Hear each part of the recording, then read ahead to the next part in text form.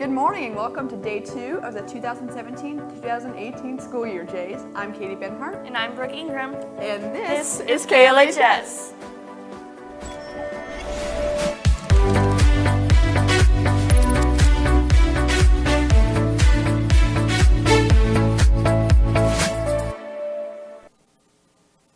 This is going to be a great school year, and soon we'll be bringing you your daily KLHS news. But before we have our full broadcast, we wanted to fill you in on some things that are going on at the start of the school year. As many of you may know, the annual Blue Jay Nation kickoff is on Thursday, August 17th. This event will begin at 6:30 and go until 8:30. It is free to enter, and concessions are available for purchase. You also don't want to miss out on performances from our very own Sapphires and band. This event will also help to kick off all of our fall athletics and clubs. You don't want to miss out on the Blue Jay Nation kickoff, as it is also the grand opening of our LHS activity complex. Although I can't make it because of work, sadly, I don't want to go, but you should all make it out tonight to the kickoff. It's going to be a great time. On Monday, August 21st, we will be experiencing a solar eclipse. This is a once-in-a-lifetime opportunity, and LHS has an awesome day of activities planned. There will be an updated schedule that will allow all students to learn more about the eclipse, as well as to get a chance to go outside and actually see it. The school is providing us with special glasses to wear so we don't damage our eyes. There's more information about the solar eclipse. On August 21st, 2017, the shadow of the moon will pass from the west coast to the east coast of the U.S.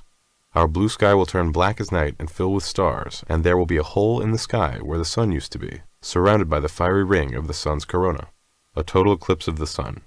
This will truly be a historic event. Accounts of solar eclipses date way back in the written record. The early Mesopotamians wrote that the sun was put to shame during the solar eclipse of the 14th century BCE, and it may have started the sun worship of the Egyptian pharaoh Akhenaten. Ancient Chinese astrologers paid with their lives if they failed to predict a solar eclipse and portend the fate of their emperors whose symbol was the sun.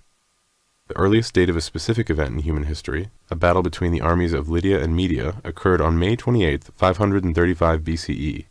When a solar eclipse caused the soldiers to lay down their arms and declare a truce. So, how does it happen? During a total solar eclipse, the moon moves between the Earth and the sun. When this happens, the disk of the moon appears to perfectly cover the disk of the sun, even though the sun is much larger than the moon. But how is this possible? The sun is 400 times bigger than the moon, but by sheer coincidence, the moon is 390 times closer to Earth. Size and distance cancel each other out so that the moon and sun appear to be almost exactly the same size. Every time the moon orbits the Earth, once every 27.3 days, it has to pass between the Earth and the sun, a stage called the new moon phase. And, every time it passes, the new moon has a chance to block out the sun.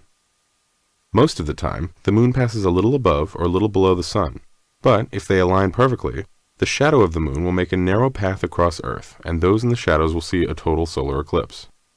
Just like on the night side of the Earth, the sky during a total eclipse is black and filled with stars. But, while the moon perfectly covers the surface of the sun, it doesn't block out the sun's outer atmosphere, its corona, which appears as a fiery ring around the dark disk of the moon. Solar eclipses occur several times a year, but most often they are partial eclipses, where the moon doesn't quite line up with the sun. And, when the moon and sun are perfectly aligned, the moon is usually too far from Earth in its orbit to completely cover the sun, creating an annular eclipse. During an annular, or partial eclipse, the sky remains bright. Even on those rare occasions of a total eclipse, the moon's shadow is most likely to fall on the 70% of Earth that is covered by water, and few people, if any, will see it. The eclipse of 2017 will be remarkable on a larger scale because the moon is slowly moving away from Earth. If a furry ancestor of ours had bothered to look up during a solar eclipse 100 million years ago, it wouldn't have seen the fiery corona of the sun. It would have just been dark. Eventually, the moon will have moved too far from Earth to completely cover the disk of the sun. It is only during our little wink of Earth's history that the moon is at just the right distance to cause a total solar eclipse, yet not block the sun's corona. So, on August 21st, 2017, when the moon exactly lines up with the sun and the moon is close enough to the Earth, its shadow will cross the U.S., and, if you happen to be in its narrow path, you will witness one of the most awe-inspiring sights in the universe. But, as incredible as this event will be, total eclipses are one of the most dangerous as well. Only specially tinted filters, specifically designed to observe the sun, should be used. The eclipse might put the sun to shame, but even a shamed sun can seriously damage your eyes.